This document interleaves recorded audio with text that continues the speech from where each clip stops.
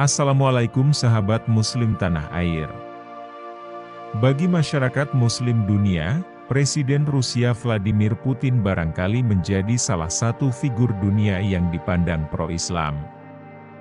Ada beberapa alasan mendasari yang tercermin pada kebijakannya, mulai dari sikap melawan Israel dan memberi dukungan kepada perjuangan Palestina, upaya pelarangan praktik LGBT, mengecam pembakaran Al-Quran hingga sering merangkul negara Islam dalam kebijakan politik luar negerinya. Terbaru, beredar juga foto dia memeluk erat Al-Quran pemberian Arab Saudi. Bahkan foto itu sampai dipajang di jalanan Lebanon dan dirayakan penuh euforia.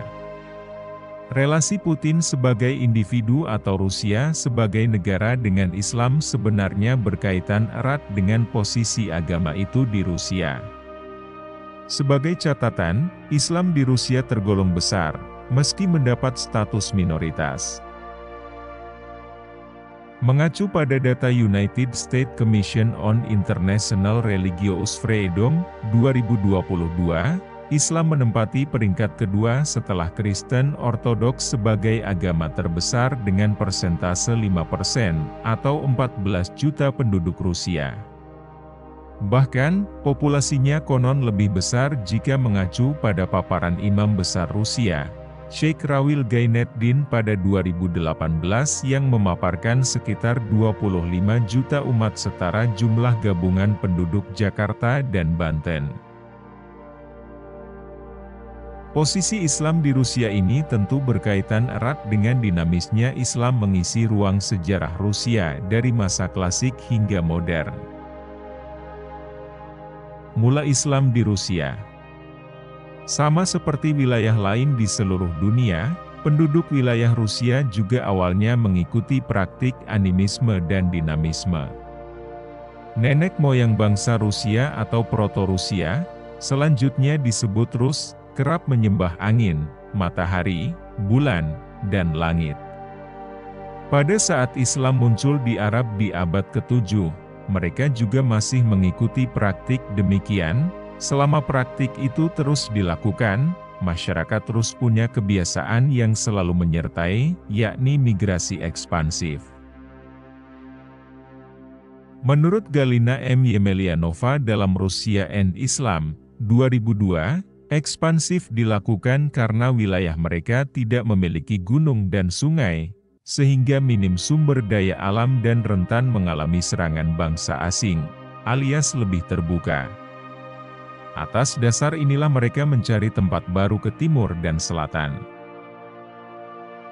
Singkat cerita, hasil dari aktivitas bertahun-tahun ini adalah semakin meluasnya wilayah Rus hingga Eropa Timur.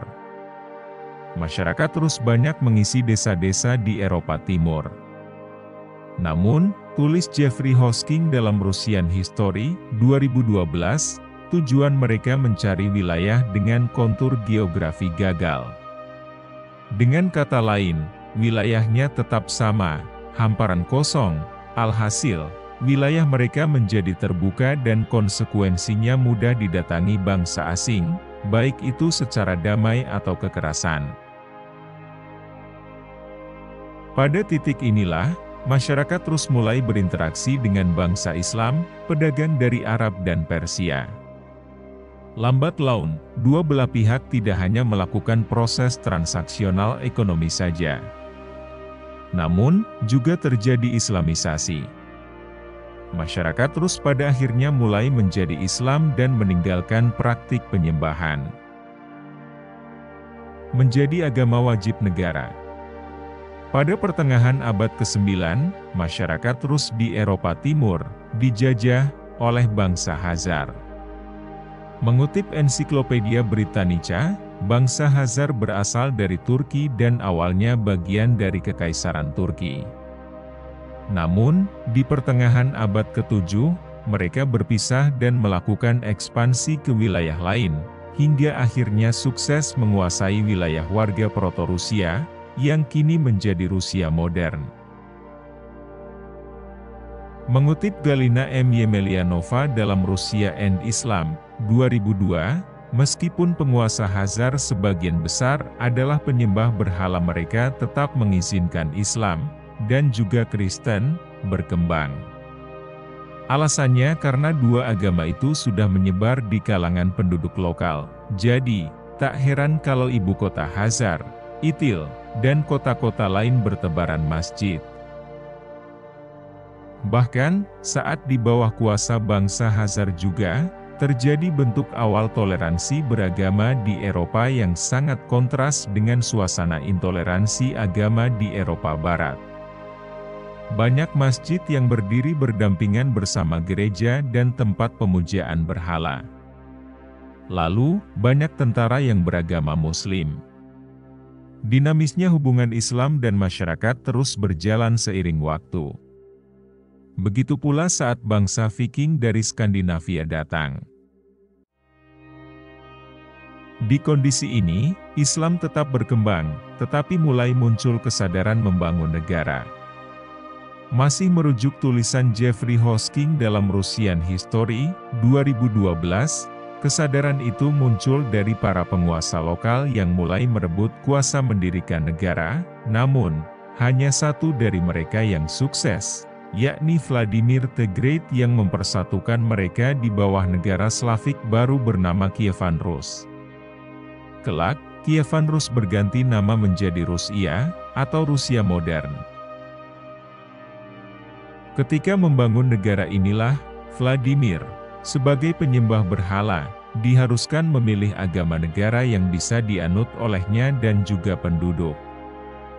Kala itu, ada banyak pilihan, dari mulai Islam, Kristen, dan Yahudi, namun, Islam memiliki peluang besar karena mayoritas penduduk saat itu adalah umat Muslim.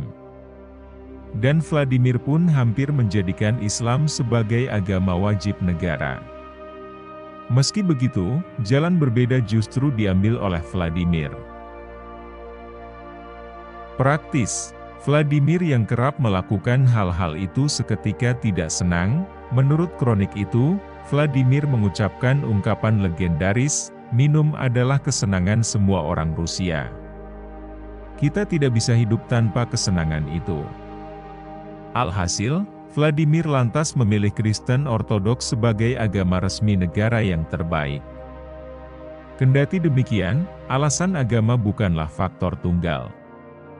Menurut Yemelianova di Rusia and Islam, 2002, faktor militer juga turut mendasari. Vladimir percaya dengan menjadi negara Ortodoks, Rus bisa mendapat backingan dari Bizantium untuk melawan bangsa Khazar dan Bulgaria. Ini tidak bisa didapat apabila memilih Islam sebagai agama wajib negara. Kendati demikian, Islam di masa kekristenan Vladimir bukan berarti dianaktirikan. Vladimir tetap sayang karena mereka jadi tulang punggung perdagangan. Pada akhirnya, Islam pun tetap berkembang seiring zaman, menjadi besar dan bertahan hingga sekarang. Umat Muslim lantas tersebar berkat keterbukaan nenek moyang Putin itu terhadap Islam.